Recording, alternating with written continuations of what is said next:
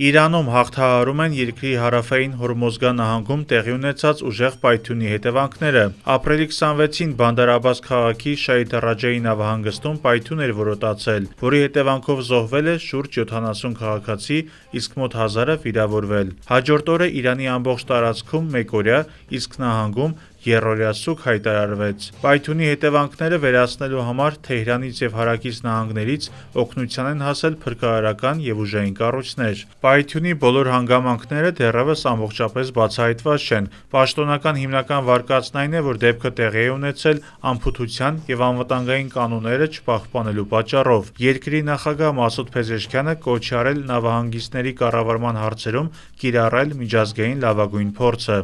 Իրանի պաշտոնյաները բացառում են ռազմամթերքի պայթյունի վարկածները, ինչպես նաև հերքում օտար միջամտության վարկածը։ Մինչդեռ միջազգային և տեղական սոցիալական հարթակներում հավանական են համարել նաև դիվերսիան։ Հատուկ տնտեսական գոտի համարվող Շահիդ Ռաջայի նավահանգիստը ունի ոչ միայն ներպետական, այլև գլոբալ կարևորություն։ 2400 հեկտար տարածքով նավահանգիստը համարվում է աշխարհի խոշորագույններից և սպասարկում է Իրանի ներմուծման և արտահանման էական մասը՝ տարեկան 70 միլիոն տոննա բեռ։ Իրանում կատարված ողբերգության առթիվ ի թիվս այլ ղեկավարների ցավակցել է նաև Հայաստանի վարչապետ Նիկոլ Փաշինյանը։